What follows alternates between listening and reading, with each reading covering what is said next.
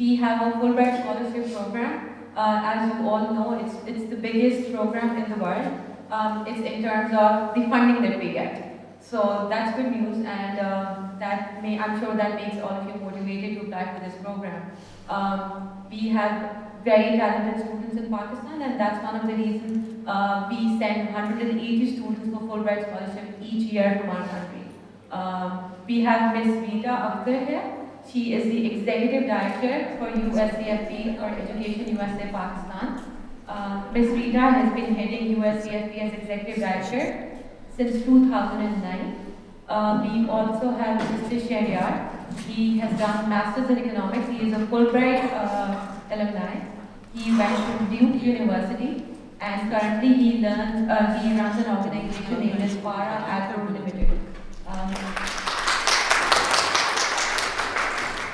This will be an interactive session. Our two panelists will provide information related to Fulbright scholarship, and later on during the session, if you have questions, you can have a discussion with them. You can raise your hand and you can ask questions. Over to you, Rita and Shahryar. Okay, this is ready to go, it looks like. Welcome everybody. I was thinking there would probably be nobody here because of the rain. I'm from Seattle, which is a very, very rainy city. This is like totally normal weather for me, but everybody becomes like completely freaked out by rain here. So thank you for coming. It's very nice to see you. It means I assume that you are all a very serious bunch of students, that you come here through the rain, and that you will be future Fulbrighters. So let me ask you, how many of you know something about the Fulbright alumni? Okay. How many of you know somebody who has gone on the Fulbright program? Okay. Okay. Some of you, any of you Global U grad students? I had it. Okay, good. So you guys know that we encourage our Global U grad alumni to apply for the Fulbright scholarship. So, any of you know in money terms how much a Fulbright scholarship is worth? Somebody give me a guess. You can give it in either rupees or dollars. Huh? Okay, how many dollars do you think a Fulbright Master's Scholarship is worth on average?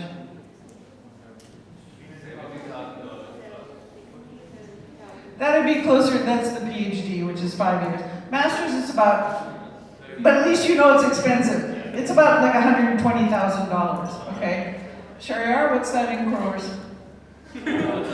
Almost, I think, 2.25 crores, I guess. About 2 crores. Okay. It's a lot of money, okay? So, the first thing I want to say is, nobody in here, and I don't think any of you would gripe and say, why do we have to take the GRE? Okay? It's a very small effort for that huge amount of benefit, okay? And for our Global U grad program, this year we received 16,000 applications. Okay? Yeah. I don't want 16,000 applications for Fulbright, okay? We want to have a way to filter serious students from non-serious students, okay? If you want the Fulbright, you have to jump through a few hoops. Nobody is trying to make money off the GRE or TOEFL or anything. It does demonstrate a kind of a seriousness that we want to see. Same thing, you know, if you, we encourage people to take GRE classes, and Shahryar here has been teaching some of them sometimes. We are not making money off GRE classes either. Again, we are just trying to help really serious, motivated applicants to succeed. We don't want that all our Fulbrighters should be from just elite schools and from elite backgrounds. We really want to help anybody who's serious and has a bright future to succeed. So we're not looking, when you take the GRE, that we want you to have the top score in the world. Okay, many people who are selected for our Fulbright program don't have the best scores in the world. In fact, many of them have very modest scores. It's not about the score, it is about the seriousness and having a minimal level. I mean, you can't get into a US university without, you know, the background and a decent, somewhat decent score. But that said, I just want to encourage you to, you know, don't fear the hard work involved in applying. It's good. It's only January now. The next announcement for the 2021 Fulbright will be announcing it in the next few weeks. You can start working on it right now. This is a perfect time to be thinking about applying and what you need to do to apply. You can come into this office, and now you all know how to get here. And for whoever is listening on the video that we're making, you know, we have centers in Karachi and Islamabad as well. Come into our centers and listen to the various workshops. We have workshops on how to write a statement of purpose, or we have also workshops on the GRE and so forth.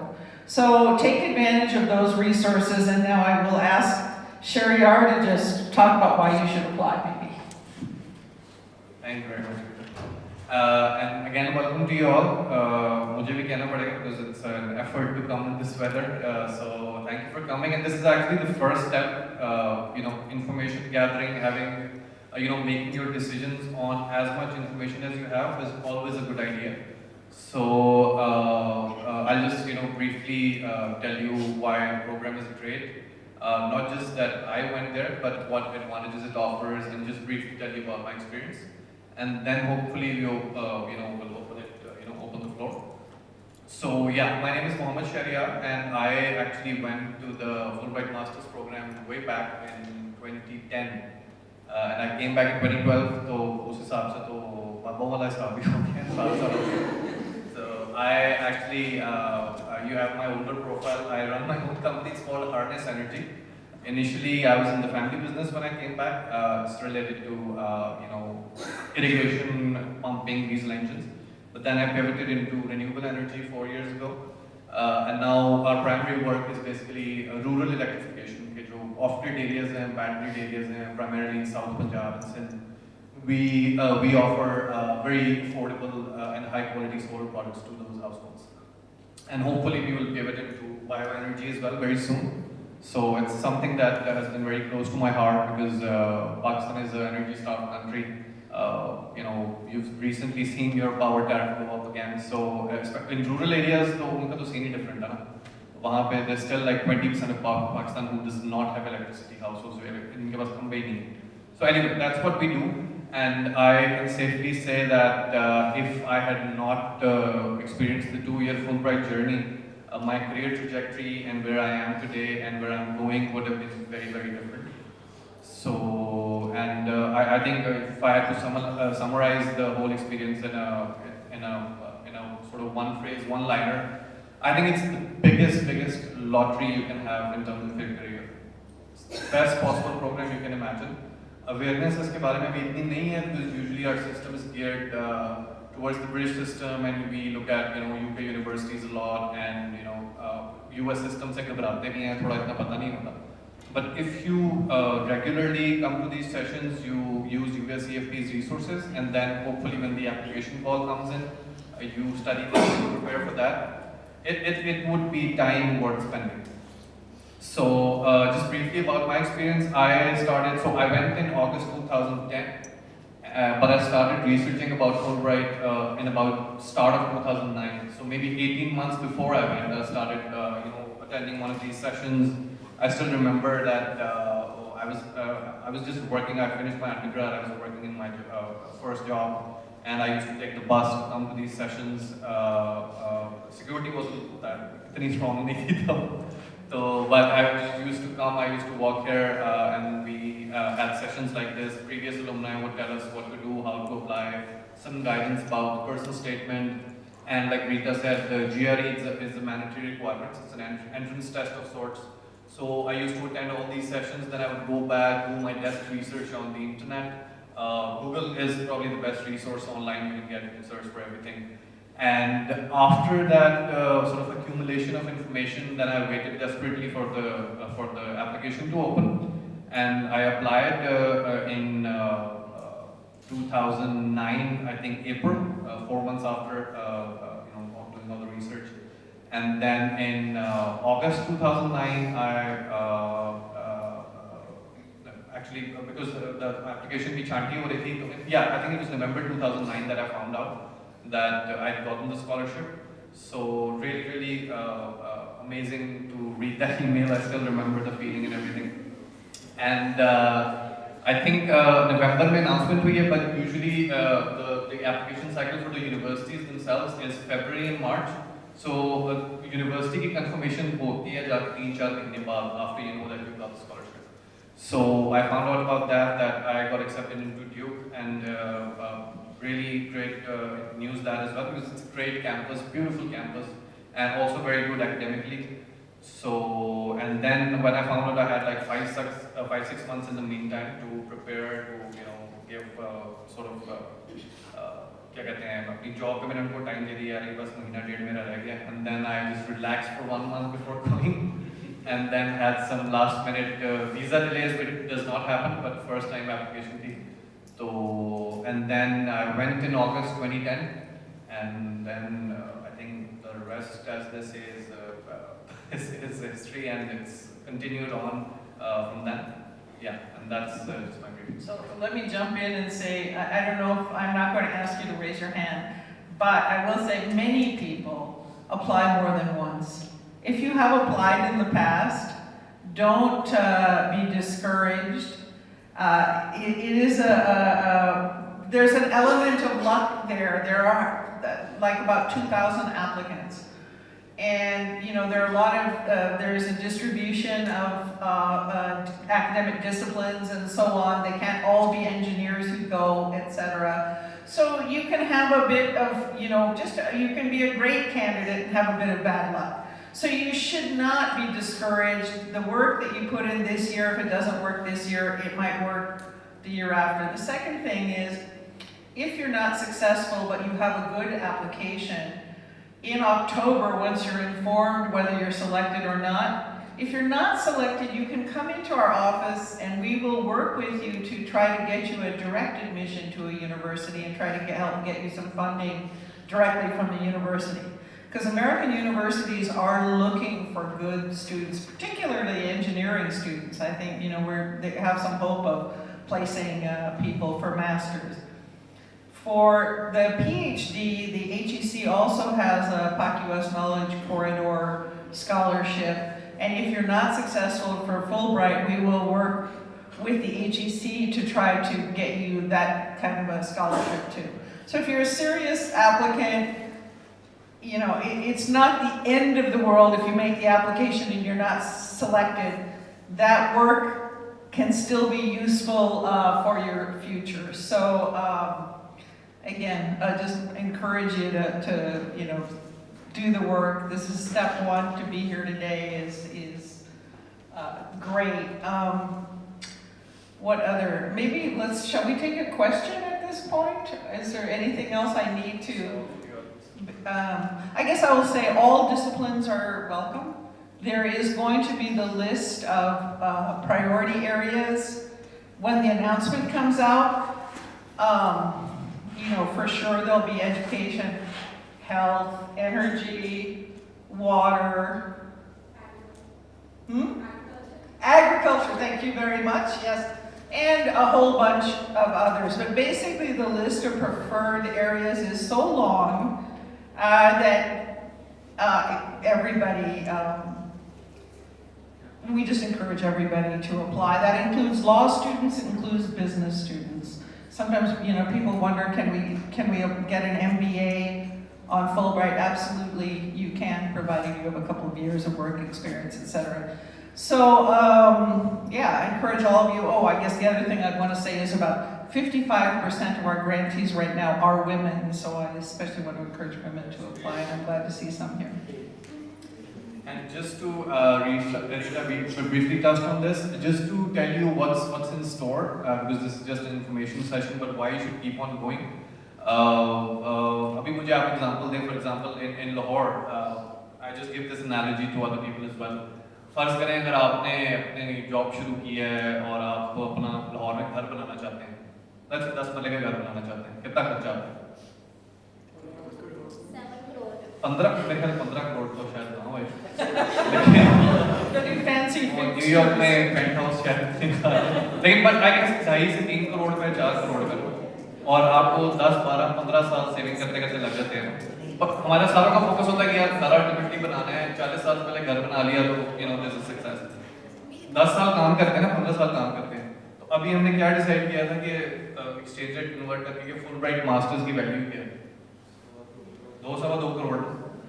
तो उसके लिए 3, 4, 5 महीने, 6 महीने effort put in करना, I don't think it's a bad bargain. So just look for what you have in the end and the monetary value of it. So it's absolutely worth putting in your time and effort for this. I guess one more thing I would want to say is, now that's a lot of money. Why would anybody be paying that much money? First off, who funds the Fulbright scholarship? Do you guys know? Who? Department of State. Very good. And who gives the Department of State the funding? Taxpayers, Congress, very good. You guys are global U grads. You know. Yes, also 25 PhD scholarships a year are funded by the HEC.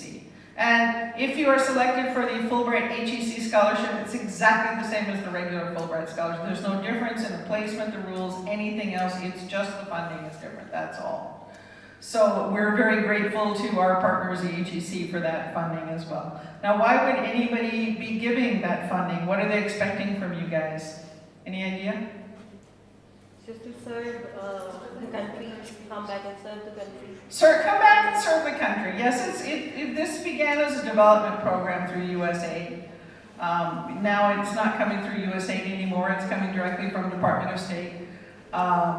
But the idea is, yes, you're going to come back. If you want to go to the United States and go eventually and work there and live there, you can do that too. You can come into this office and we'll help you do direct applications that allow you to stay on optional practical training, etc. But if you're going on the Fulbright, you are coming back as soon as you finish your degree. And I don't know, if you look on our YouTube channel and on our social media, you will see the great successes that our alumni are having here in Pakistan, because the opportunities are actually really tremendous in Pakistan. If you are enterprising and entrepreneurial, you will find a way to put the education you get in the US to good use here. So, yes, I just want you to understand that you need to come back. We want you to come back. And I'm happy to say that 99% of our Fulbrighters actually do come back. So people really do take it seriously. And that's why our funding has not been cut. We are still able to keep, since 2005, the world's biggest program. And it is because our Pakistanis are good and patriotic and come back and serve the country. And so it looks like money well spent. So now that said, let's answer your questions. Anybody?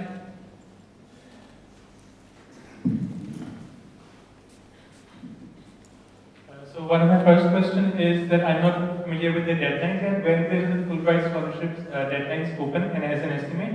And secondly, my degree, I'm in my final year of bachelor's degree, and my degree will finish this June. When will I be eligible to apply for a Fulbright scholarship? Excellent question, thank you very much. We expect the deadline will be somewhere in May. Not sure exactly the day. Ramzan falls in there and there's all kinds of, but sometime around May. If you're graduating in June, you should be applying for this cycle now, unless you're applying in public policy or for an MBA where you need work experience. As long as you receive your degree by December, it's fine. So plan to apply now. And I'd say a lot of our grantees are fresh graduates. Probably about a quarter of them are straight from bachelor's to master's. So good, thank you. Yeah. I wanted to ask, what sort of students do really deserve this scholarship? I mean, what do you need if you want to be a Fulbrighter? Okay, that's good. I think I will let Shahryar answer this one. So I'll just give a general answer because answers based on personal या आपकी degree या आपकी situation are relatively difficult. So there's 4 to 5 things that are generally looked at. One, of course, is your academic performance, or उसमें they look at your GPA, your extracurriculars, what you've done in college, what your last degree is, this kind of stuff. And then we have the testing requirement, which is the GRE, the Graduate Record Examination. That is a mandatory requirement. Your application will not be opened if you don't have your GRE score. So that's a mandatory requirement to learn a bit more about GRE. It's basically basic high school level maths and English. So, but it's because it's a specific format of the test, so you should prepare for it in advance. And third, we have letters of recommendation, like in other universities from your professors or employers. And then you have your essays, or essays में 2-3 किस्म के होते हैं. It's usually a personal statement, and then there's this study objectives which highlights which field you want to go to, why you want to go on that. You convince, it's an open essay. You want to convince the application committee why they should select you in this specific field, why you want to study in it. And then the personal statement is more about your personal things that make you stand out compared to the other applicant pool and stuff like that. So basically, ये 4-5 चीजें हैं. उसके बाद then there's a few minor questions, but that can always be done. And for the personal statement, people are a little traumatized by the essays, not just the GRE. There are a lot of resources online. If you just Google personal statement graduate school, you will get all kinds of sample essays that will give you a clue of, because it's not just that these essays are used for the Fulbright selection, but if you are selected, these essays will go to the universities who will ultimately admit you. So it's very important that you give a good and real picture of yourself. That said, the temptation once you go online and see, personal statements is to cut and paste pieces of other people's essays. And the other thing is there's all kinds of help groups like Brightlink Prep and all that. Please do not copy. Everything is checked, and we have lost people who were selected, but afterwards find out that even a small portion of those essays are plagiarized. It's over for you. Even if you've been awarded the grant, it can be rescinded. So it really is important to tell the truth, make it your story. The thing is, everybody is interesting. Everybody has something to say that is going to be interesting and surprising to people. There's no need to be telling someone else's story. And also at this point, we've heard every story, like, I went to school under a tree and I used a slate to write, and I'm a single mom and I had this. We've heard everything. You know what I mean? It's like, we're not waiting for a sob story either. I mean, yes, some people have really amazing, genuine hardships, and overcoming those is something really important and meaningful. But if it's really a critical part of your story to tell, then by all means tell it. But if it's a sympathy story, don't do that, because we've read them all and we can tell. Anything you want to add? Yeah, that's a very good point, because when you're writing your essays, because essays are something that are very unique to you. GRE scores are generally standardized and GPAs are already done, you can't control them. So the real power you have in your application is the essays, and especially the personal statement. So personal statement, it's absolutely true. Don't try to make up an emotional story that will make the reader really emotional and you'll get the scholarship. It doesn't work like that. So just tell your actual genuine story. And not anything specific, like about financial constraints, you had problems, everyone has problems. But just try to tell something that you feel that is very unique to your situation, and how, let's say, you struggled, you fell down, and then you recovered, got up again. And it's maybe, like I'm saying, there's no one general point that applies to everyone. हर किसी की अपनी story होती है. But one thing I definitely would like to stress is that in Pakistan, हमारा generally culture ही है to, if you faced adversity or if you've had problems in family, work or whatever, generally हमारा culture ही कहता है बस दबा के रखो यार नहीं बस ठीक है बर्दाश्त करो ये वो. But if you put it on paper, पहली बात तो ये कि it's completely confidential. It's just a piece of paper. The 2-3 people will read it and then it's gone forever. Put your heart out in this. Put your actual story out. Something that's really changed you or touched you. Don't hesitate to share it because these are the things that that can change. Maybe the table for you. And honestly, spend some time on that. That really, it is very competitive, this scholarship, and a couple of points on the review can really make a difference whether you go or don't go.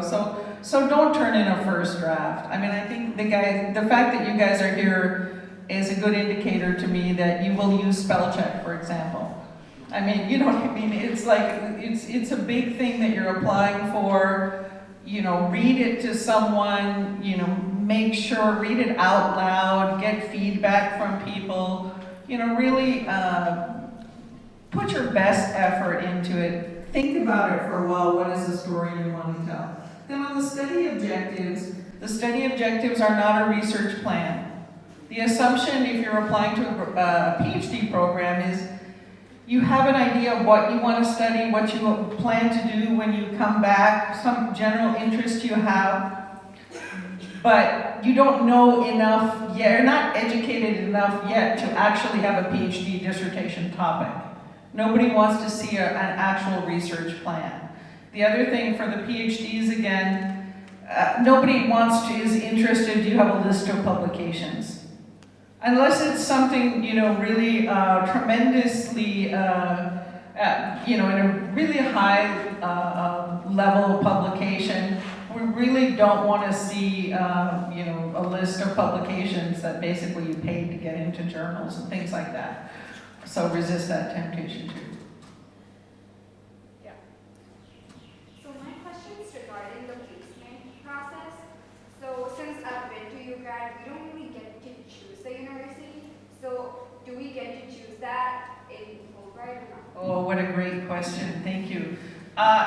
When you're filling in the application, that is the time that you can put your preferences in there. After your application is received, you're not going to have an opportunity to change those preferences. So I would suggest that you really research what you think are the best schools for you. You can come in and get like Mariam and our Education USA people to help with that college search, what is the best possible fit, and list those. Now, if you just list on your preferences that I want to go to Harvard, Stanford, and MIT, and you have an average GRE score, it's just better to leave it blank than to make it, that you haven't researched it. For PhD students, it's really important to research your preferences because at the PhD level, it is more about who is the professor than what is the school.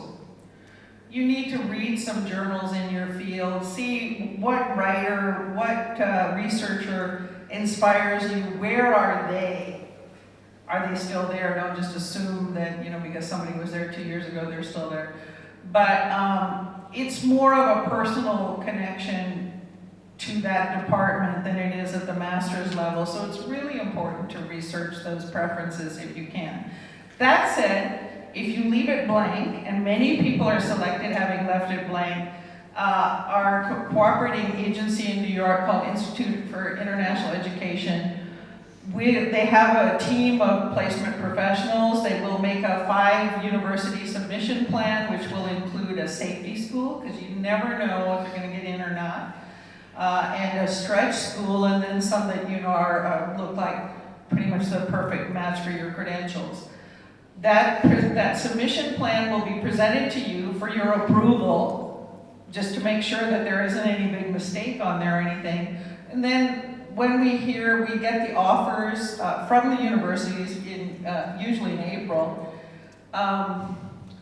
we will make the selection, USEFP and IIE and the Department of State make the selection taking into account cost share. We are not putting people into the cheapest programs we can get. We are not doing that. What we're doing is, if two programs are pretty much equal, we will send you to the one that offers cost share, because we want to encourage universities to give cost share. Right now, our average cost share we're getting from universities is about $14,000 a year. So we don't want to lose that benefit. If they know that we're going to send you no matter what, they're going to stop offering that. So, and honestly speaking, I don't know anybody who has gone, almost nobody I can say, once they've gotten to their program in the US who says, oh, I should have gone somewhere else, or this isn't good enough, right? People, they may have never heard of the university, but once they're there, we have very satisfied customers, I'd say. That answer your question?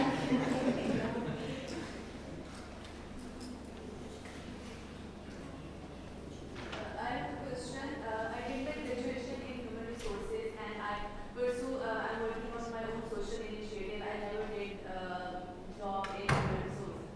So I just want to know, I just want to pursue my further education in social sciences. So does it affect the selection? What social, specifically, what do you want to do? Which, Pursue my degree in sociology. sociology. Yeah, you can do that. Why not?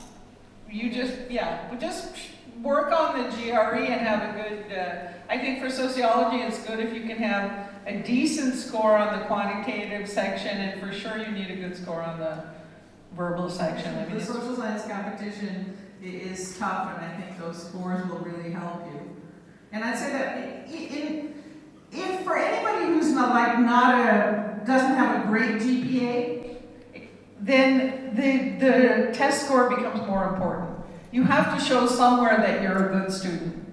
It has to be somewhere. If you have something in your transcript that you might want to explain, like we have had people who have D's or F's on their transcripts here or there. When you write your personal statement, that might be a place to give some reason why that happened. Yeah, I think there's no formal restriction as such to not pursue fields that you have no experience in. You should be, your essays and essays should be solid enough. You should be able to convince people why, let's say if you're doing something else in undergrad and you want to do something else in the master, you should be able to reasonably convince the application committee why you're doing this. And because I had a friend who had an engineering background but not a very high GPA, and he wanted to do a master's in social science.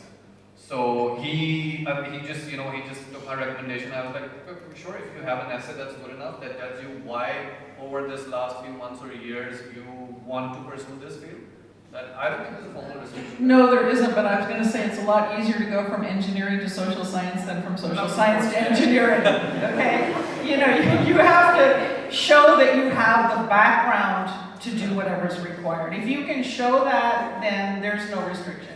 Exactly. I'll let whoever might decide.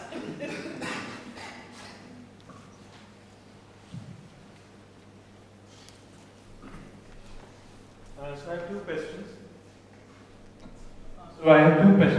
The first question is about the financial costs. Does USEFP also help or give waivers on the GRE fees and IELTS fees? And my second question is, does USEFP or the center here offer counseling for personal statements? For example, you suggested that we show our personal statements so others can get feedback. Can we get feedback from any professionals here? Thank you very much for asking those questions. On the GRE, if you are in a public university and you can attach a request for reimbursement with your application when it comes in, and for some number on a first come first served basis, we will reimburse the GRE. Okay, you have to have a score of I think 300, and then attach it with the application. We do mock exams around the country, and for the students or faculty who who are the first, come in the first 3 top scores of those, we also have vouchers. So, you know, you can get more detail on that when you have your score, but all of it's on a reimbursement basis, so you can find out later. And your second question was? Counseling and feedback for... Oh, yes, thank you very much. We are not going to give, we have workshops on the personal statement and how to write them. And as a group workshop here, we would encourage you to come. But we're not going to give one-to-one feedback and advantage people who are sitting in Lahore, Karachi, and Islamabad on those. But once if you're not selected for Fulbright and you want to come in and apply directly, then we'll work with you on that.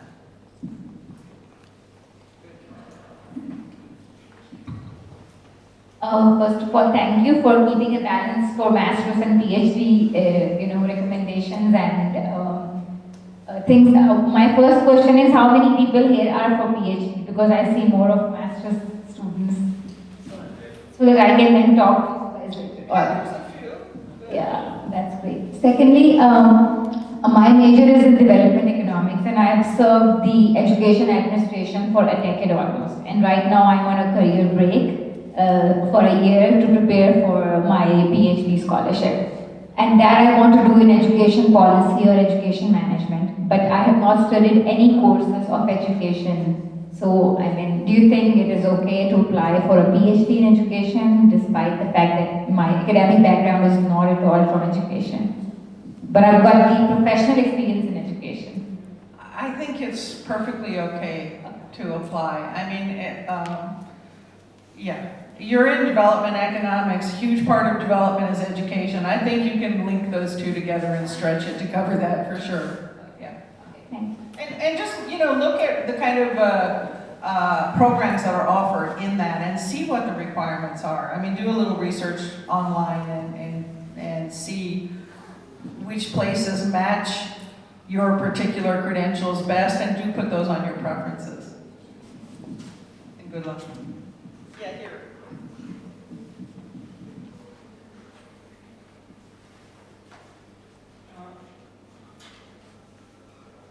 How much GRE score should you have if you are applying, if you are through enough technical engineering or computer science? I was waiting for somebody to ask that question. There is no particular score, but if you're in engineering or computer science, your quantitative score will be weighted more than your verbal score. If you are in literature, your verbal score is going to be weighted more than your quantitative score. If you're in computer science or engineering, there are an awful lot of good students with good scores, okay? I'm not going to lie, you're in a tough competition. If you have really average scores, you're going to have something special to distinguish. Why would we send you over someone who has demonstrated talent?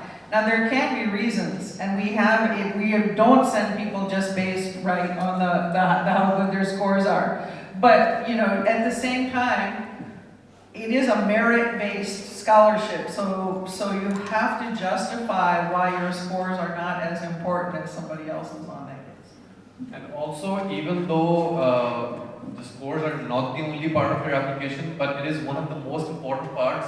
Why? Because your GPA already done, you can't control it. Your extracurricular, most of your application is already done by the time you're applying. The only thing you actually control is your GRE score. And it's super important. GRE, so USEFP holds some classes as well, preparatory classes. And then, like Rita said, there's people offering those classes outside as well. But the ideal thing is to put in your own time and effort and prepare beforehand.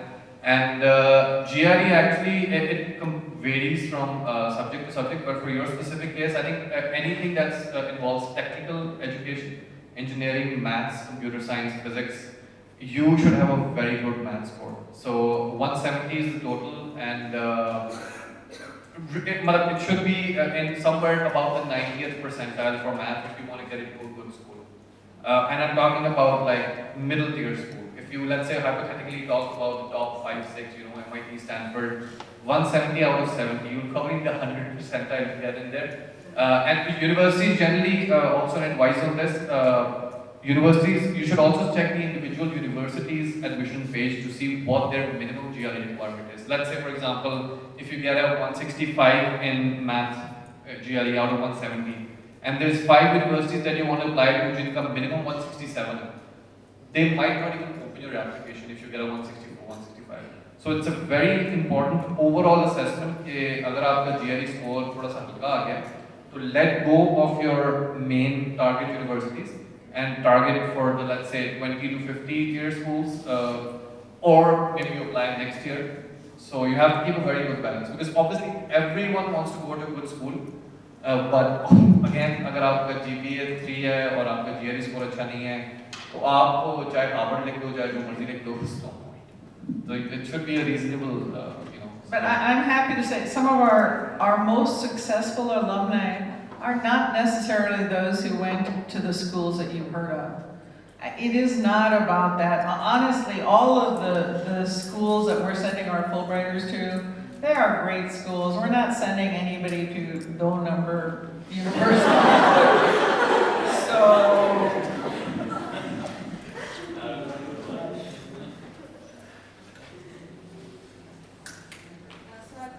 So I have a couple of questions.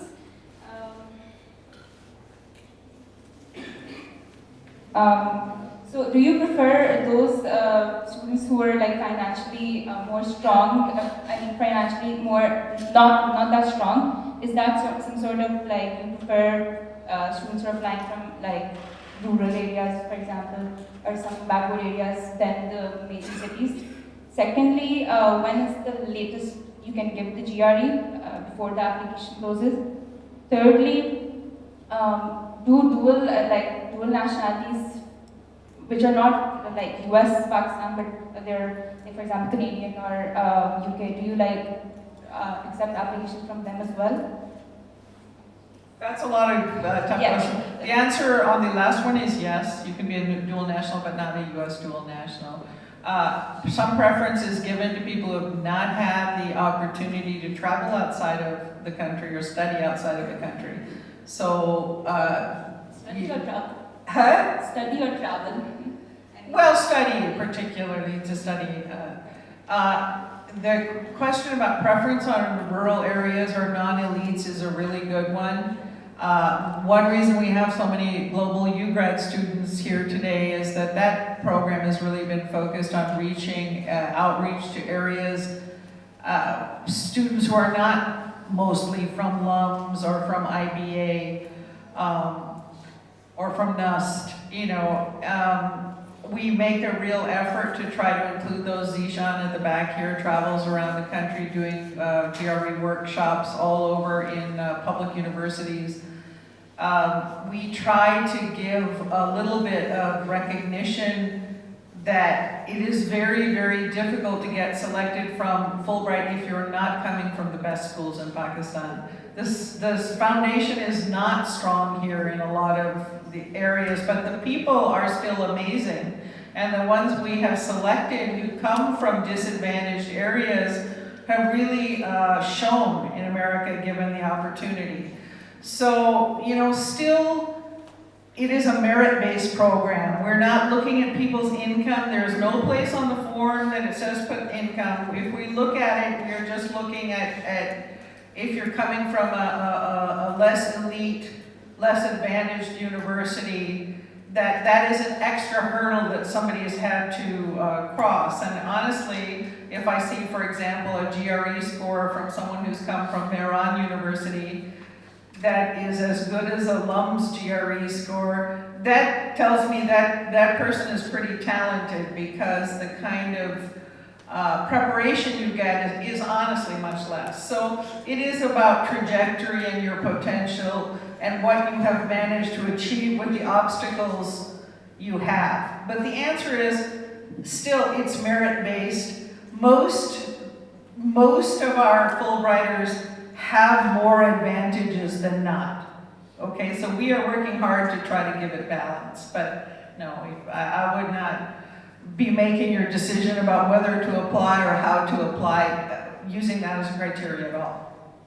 Also, So do the finances continue like the entire 2 years of your master's, or do they depend on the GPA that you get in the university as well? Like, is it proportional to that as well?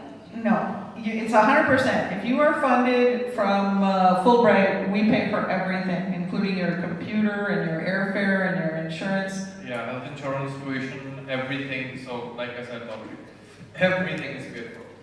And you would just have to keep whatever the American student's GPA is for continuing the program. You just have to continue with the same. And I am happy to say that our students do really well. Yeah. When they get over to U.S. schools, it's sometimes, especially with a PhD, it's a little bit of a rocky start. Sometimes the first semester, it's a lot to get used to, and it's a different system. But ultimately, people really do very well and have mostly a really strong foundation here for succeeding in the U.S. And when I said everything, I meant obviously study related. आपकी कोई stipend है, और मतलब ये नहीं कि छुट्टियों में ब्राज़ील जाने तो यार ये उस तरह का सीन नहीं होएगा. But mostly tuition, health insurance, start में I think they help you get a laptop as well. So this kind of stuff. And other than that, do you prefer like students who had work experience as well before like they apply for their masters, or do you prefer straight bachelor graduates? There's no preference except in the fields that require work experience. Some of them, some public policy requires work experience, MBAs require work experience, and there may be, but other than that, no, it doesn't matter. Okay, let's give this fellow a chance over here. Thank you. Thank you.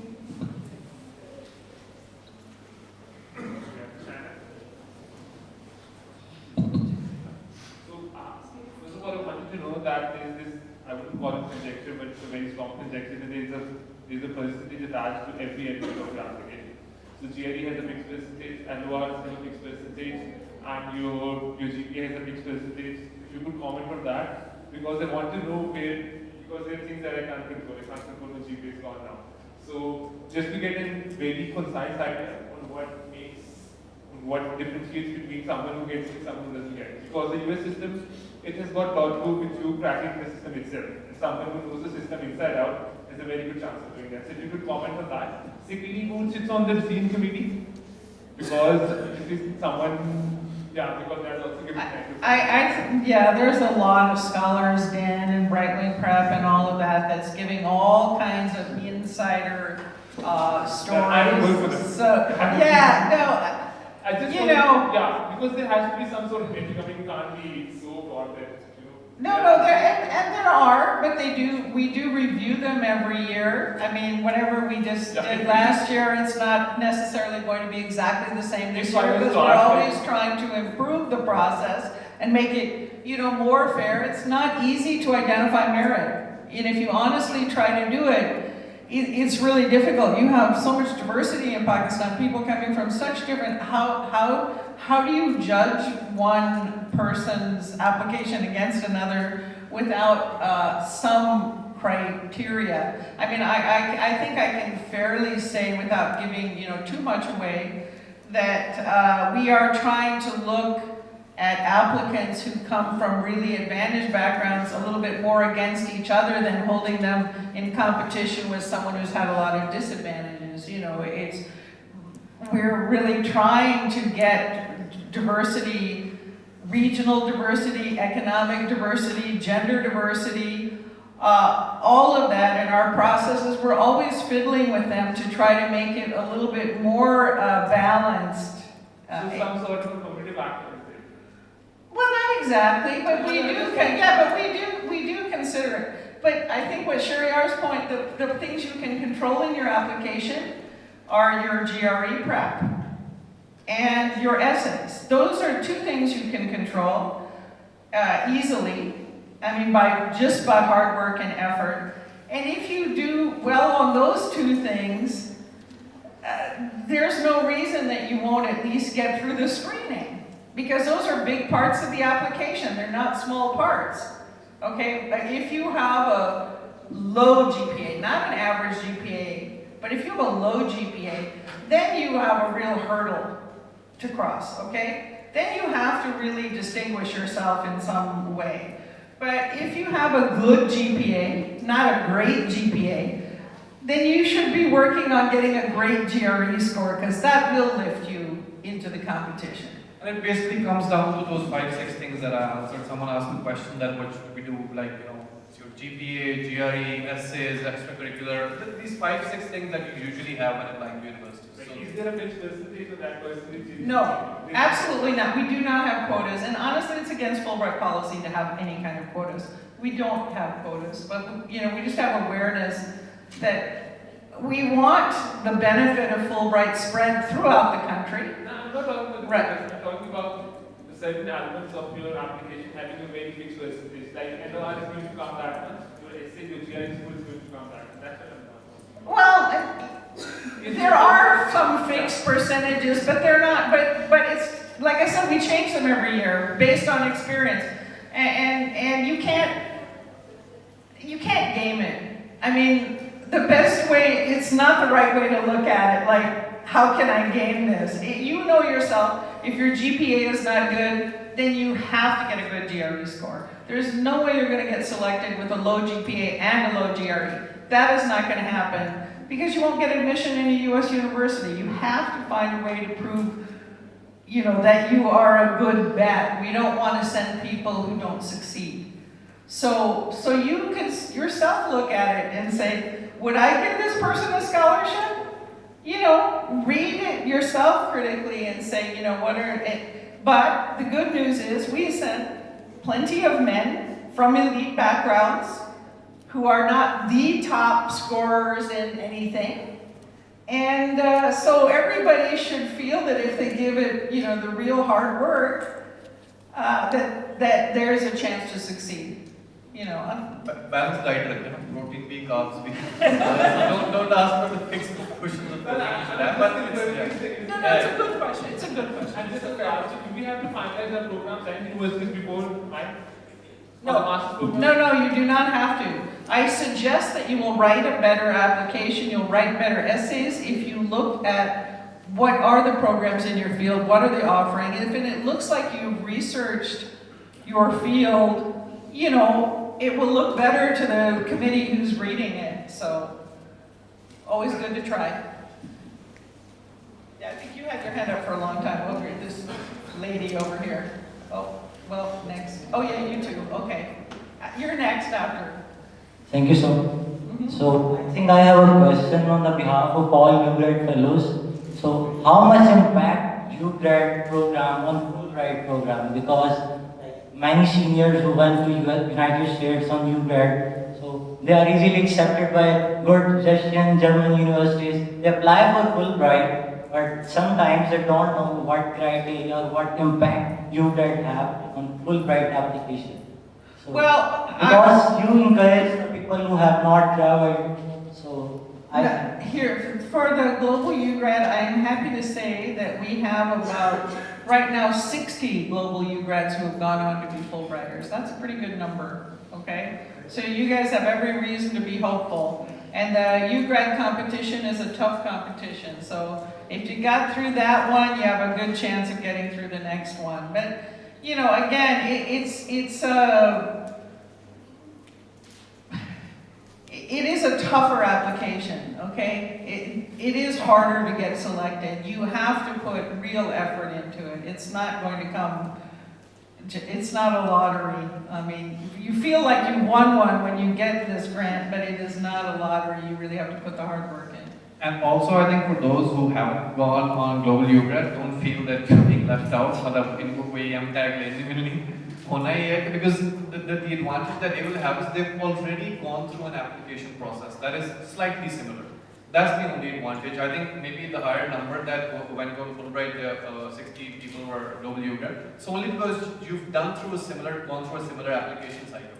Not that there's any preference to Yeah, absolutely not. Yeah. Thank you very much, ma'am, for giving us opportunity to clear our doubts over here. Ma'am, I want to apply in PhD linguistics, and I've been teaching here since 14 years almost. So would it be a good addition in my application or not? Oh, yes, thank you for asking. Yes, we consider it a bonus. If you are already teaching, it is definitely helpful to your application for PhD.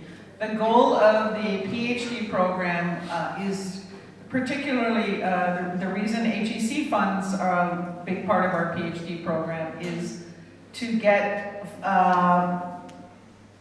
better faculty here in Pakistan. If you're already teaching, it proves your commitment to coming back and working in a university, and that's what they're looking for. So yes, it's absolutely a critical part of it. So for that, we have to submit something extra, I mean, experience letter or anything? You should have a letter from your employer. I mean, even anybody who's working should probably have one letter from the employer, yes. Secondly, the GRE date has been extended. I mean, Don't count on it being extended, okay? This year we...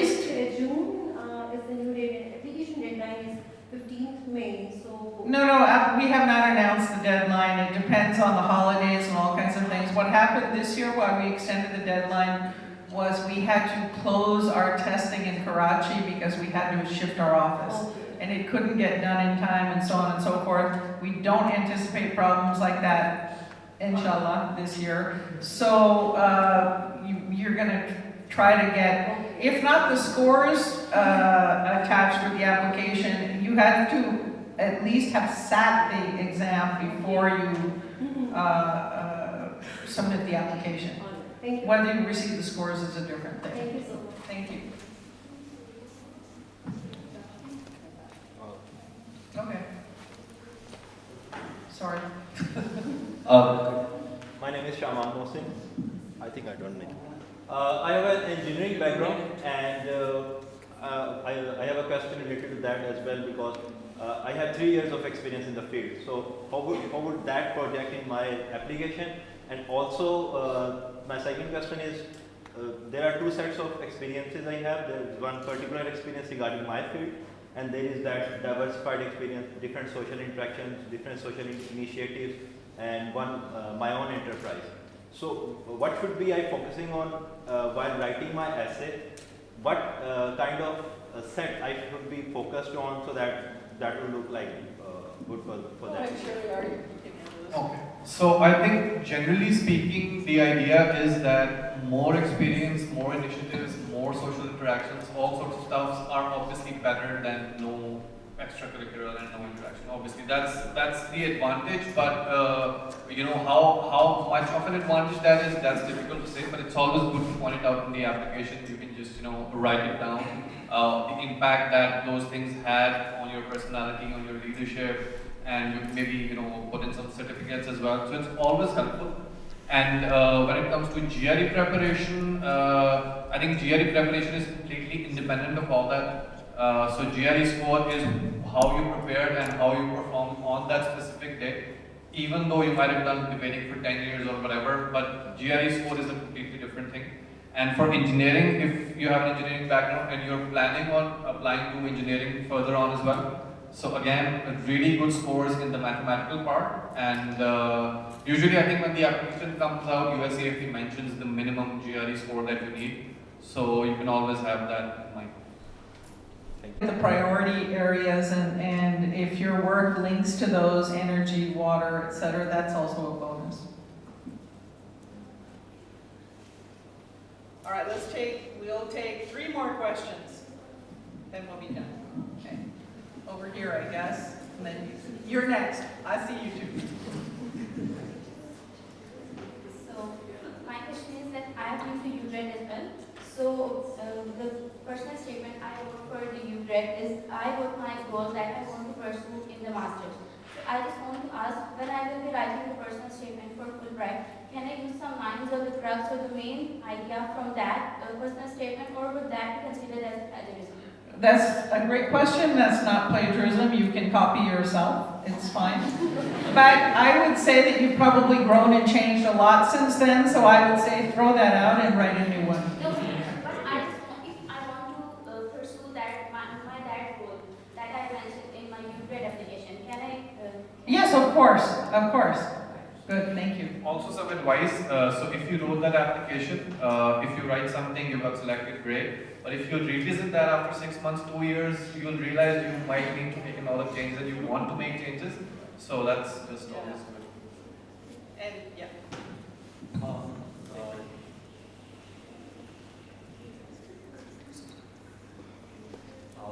Hello, my name is Janzai. I have two questions. First is the whole academic trajectory, which includes your O and A levels, is also included as part of the decision or just your CGPA? Second question is that are the chances of applying to directly to PhD thin after bachelor's program or not if your research interest lies in research and all of these things?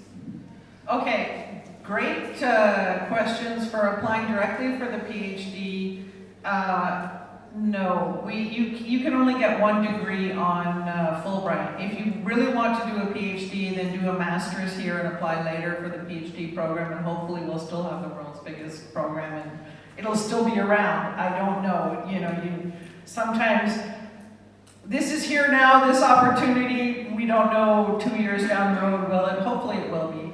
But no, you can't apply, you can't do a master's leading to a PhD. However, if you go on a master's program and you turn out to be a wonderful student and your university loves you and they want to give you a scholarship for the PhD that will cover your tuition, your maintenance, and everything, then we will transfer you to their PhD program, but only if you get 100% funding from the university.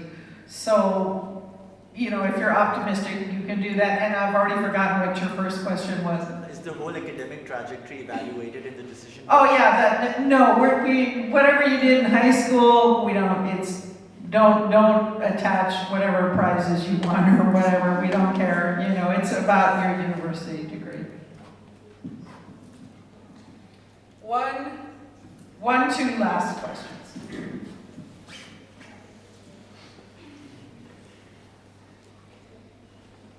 From myself, my question for you is after GRE, it is necessary to give GMAT for business students? Okay, that's a good question. If you're selected, usually for an MBA program in the US, you'd be taking a GMAT instead of the GRE. But because we're assessing you not against business students, but against every kind of students, we require the GRE even for business students. However, if you're selected, you may be asked to take the GMAT before the placement. The same thing, if you happen to be in physics or math, we will ask you to take the GRE subject test if you're selected, just to make sure that you have adequate background to really go into a PhD program for those. And also, over the past few years, because GR is a general requirement for Fulbright, but business schools as well over the last few years, a lot of them have been accepting GRE in place of the GMAT. There's still some who rely on the GMAT, so you can give that later. But some schools, it also depends if they accept the GREs, you can use the same. Thank you so much. And one last question at the back there.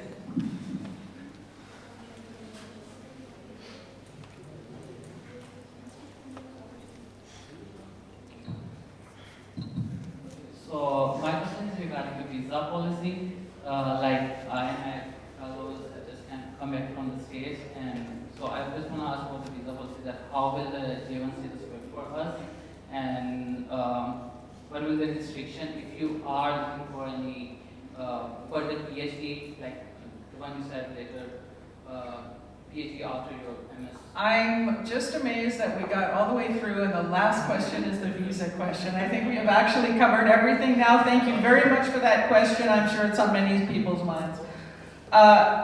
If you're selected for the Fulbright scholarship, USEFP will work with you to get that visa processed. You don't have to worry about it. Even for getting your dependents visas, to some extent we help you, but we can't guarantee that your dependents being your children or your spouse, we cannot guarantee that they will get a visa. We can't guarantee that you'll get a visa either, but I will say the record for our Fulbrighters is pretty much everybody gets their visa. They might get it a little late, but pretty much everybody gets the visa. So it's quite different from applying on your own. You're going with full funding, with the backing of the US government, so you have every expectation that you will get your visa.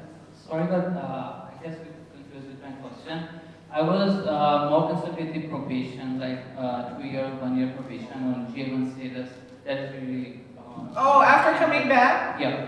Okay, well, okay, that's very good. You have to spend 2 years back here before you can apply to go to the US on a work visa, basically.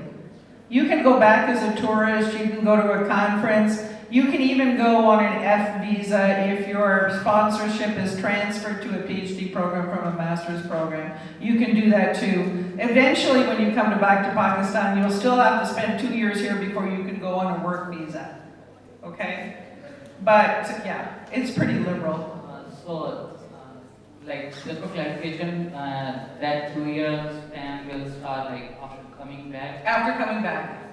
And it can be interrupted and whatnot, but overall, all together, you have to spend 2 years here if you're going to go on a J visa. I have a question, sorry. All right, one more. I went to IIT last year, Uh-huh. 2018 November. So I have to follow the visa, like we have to stay 2 years in Pakistan after I If you can go on another J visa though. I went to IIT last year in November 2018. So we have to be in Pakistan for 2 years. So can I apply for Fulbright in this year? Yes, you can. It's just that when you're back from the US, then you have to put in the time. Yeah, it's not as bad as people think. Okay, that's it. You know where to find us for other questions that you have. I saw you with the hat. You had your hand up several times. Let's take one last. Let's have one last. Thank you. My name is Imtiaz Ahmed. Actually, I have completed a study of American history, which conducted by the American Consulate in Lahore in 2007. Okay. No, I mean, Mike, can't hear you. I'm interested in about American history. I want to know about the further. So my basic qualification is just master's degree, and I have some research and social work experience. So if I want to apply, what's the process and other things? And is this preference giving something? Are you teaching American history? No, I'm not teaching, but I'm doing research about different topics. But in future I have a plan to teach American history in my schools and I'm just saying that if you're already teaching, you have an advantage for that. That's all. Okay. Thank you for your interest, and thank you everybody. Good luck. I hope you all apply, and I hope we see you at whenever our next pre-departure orientation will be for 2021. Thank you very much.